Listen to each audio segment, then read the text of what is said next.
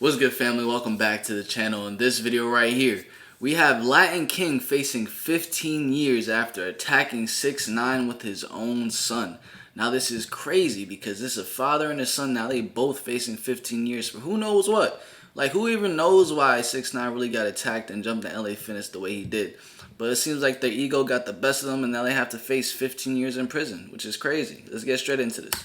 Tuesday, March 21st, 2023. Palm Beach County sheriffs responded to the LA Fitness in Lake Worth, Florida, after reports of an assault.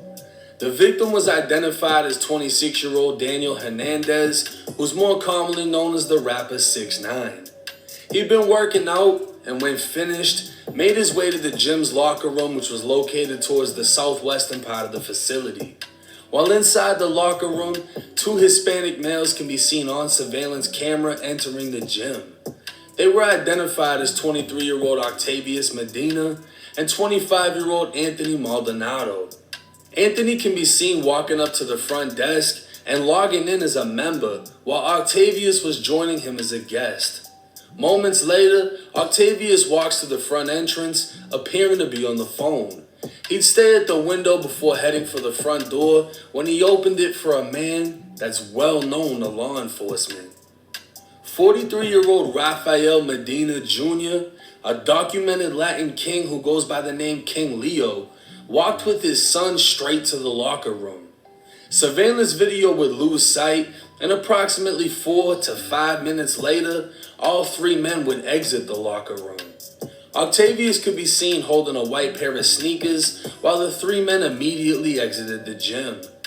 The next person to exit the locker room was 6ix9ine, whose face was now bleeding, swelling, and bruising as he walked through the gym without sneakers. Palm Beach County deputies arrived on scene to assist 6ix9ine in the investigation.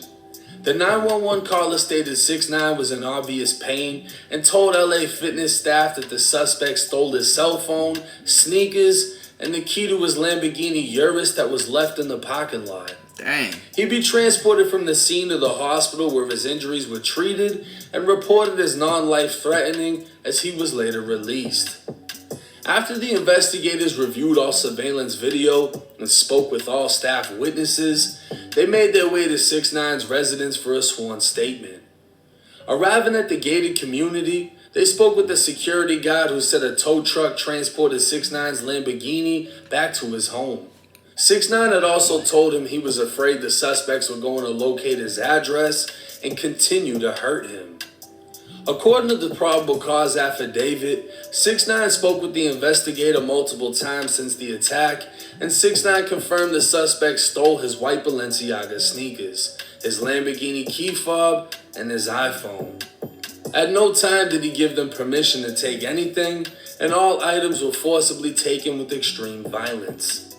6ix9ine then told investigators he was taken to Bethesda West Hospital and has noticeable scars from the incident. He continued to state he was scared due to the fact that the three attackers had continued to strike and kick him. Palm Beach County sheriffs would put out an alert through social media asking anyone with information to come forward, and someone would comment under the sheriff's post writing, "Zell me my reward," with a video of 6ix9ine being attacked by all three men. A second comment would go even further, posting an Instagram account of a man named Bullet Guzman, alleging he was the main attacker seen on video after he shared the video to his own Instagram story. It would later be determined he had nothing to do with the attack. According to the affidavit, the sheriff's department received several hundred anonymous tips, one of which identified the father-son duo. Another tip was received from a reliable confidential source who received a call from the father, Rafael Medina Jr., and he'd tell the confidential source he wanted to confess to the crimes he committed on video, stating he was wrong and was overwhelmed with anger. Investigators would note Rafael is a documented high-ranking member of the Latin Kings and has been for years. Just recently, gang unit detectives developed intelligence that Rafael is the Inca of the Palm Beach County chapter of the Latin Kings. The Inca is the first crown of a chapter and considered the president of that chapter. His criminal history would show he was sentenced to 120 months in prison after a Latin King federal gang RICO in the mid-2000s targeting drug distribution. Based on the investigation and the evidence presented, along with Raphael wanting to confess his crime to law enforcement, investigators found probable cause to arrest all three men with the attack and robbery of Tekashi 6ix9ine. Only 9 days after the attack, all three men were placed in custody charged with second-degree robbery, punishable by up to 15 years in Florida State Prison, and first-degree misdemeanor battery, punishable by up to 1 year in jail.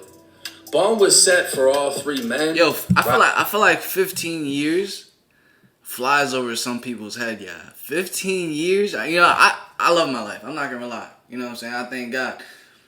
15 years is a long time. That's a big portion of someone's life. Raphael's at 52,000 and the other two at 22,000.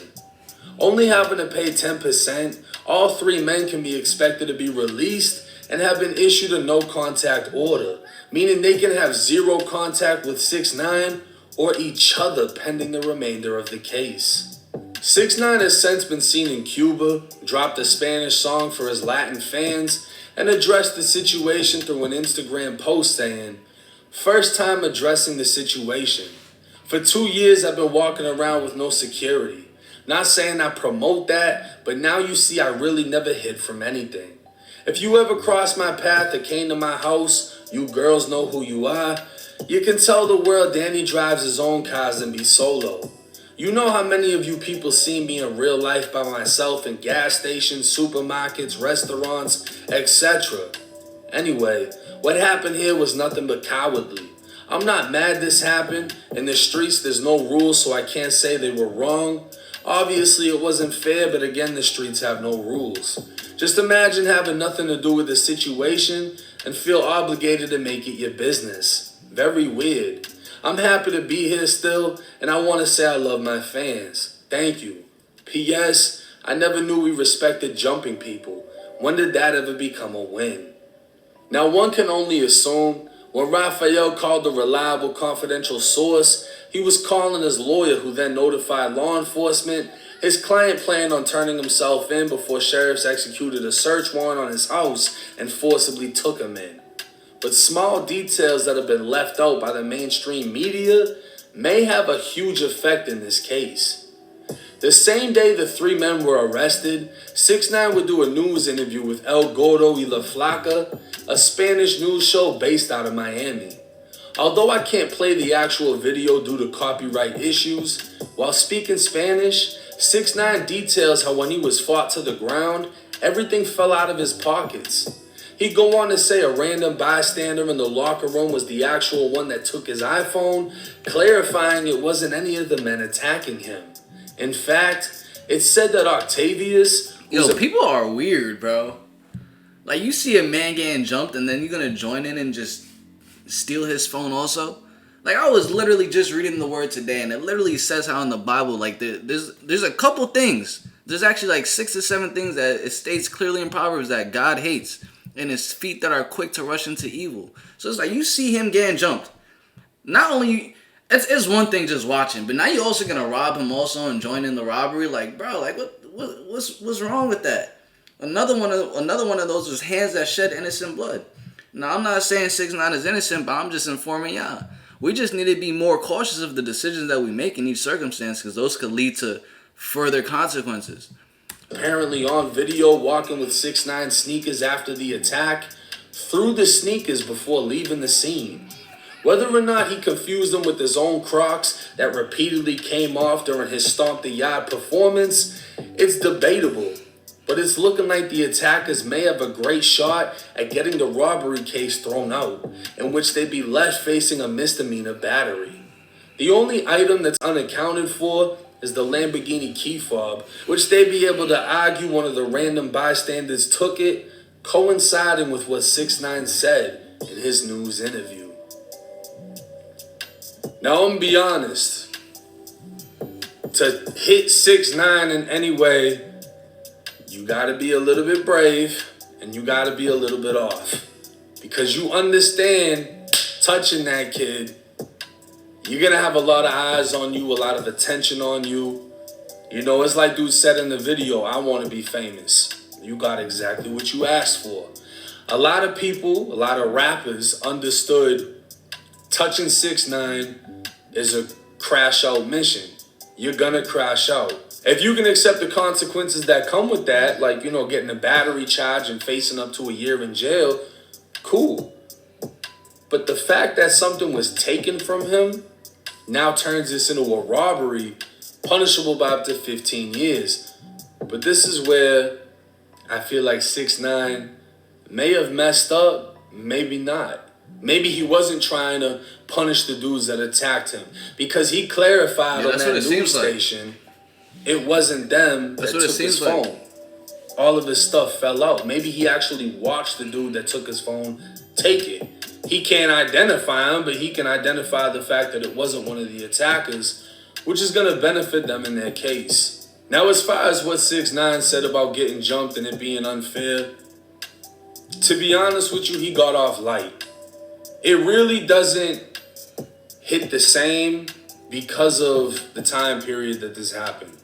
If 6ix9ine got jumped like this back when he was dissing dead people and dissing people's gangs and being the villain, the portrayal of a villain that really boosted his career, if he got jumped back then, it would have hit 10 times harder, literally. Yeah. But because it happened so late, it doesn't really have the same effect. I'll say this, though. What happened to him was minor. But I would definitely say that now that 6ix9ine, you know, the things that he's portraying on the media is at least somewhat shifting into a more positive direction. As we can see, he's giving out money. He's not so much in the mix dissing everyone the way he was before. I guess people could have more sympathy for him than previously. What I assume people wanted to do to him. Getting jumped, I mean, he's saying it's a cowardly thing, but the same gang that he was repping, you got to get jumped in. Damn near every single gang, you got to get jumped in. If you violate, if you need to get disciplined, you get jumped. This is just normal protocol, you know? You're supposed to get your ass whooped. It ain't supposed to be fair. It's supposed to hurt. And it's a whole lot better than getting jumped in prison when instead of punching you, they're hitting you with knives. So in that sense, he got off light. It just looks intense because a lot of people haven't seen someone getting flipped like that. I don't care which way you flip it, flap it, dap it, throw it up in the air, have it twist 3 ways. Man got jumped. At the end of the day, his face was bruised up, you know what I'm saying, swollen, dripping blood. He got jumped. Rib cage, I'm pretty sure something happened to his rib cage. Any way you put it, what happened in this situation right here was not right. There's no way in the world we could look at this situation and possibly try to normalize it. You feel what I'm saying? Because what was done here was completely wrong. And now it seems as if these people right here are caught and they are going to be facing the time for 15 years. Comment down below what you guys think about this entire situation. Make sure you do like the video, subscribe, and turn on post notifications. I'm going to catch you guys in the next one the same way you're going to catch me in the next one. Peace. Love y'all.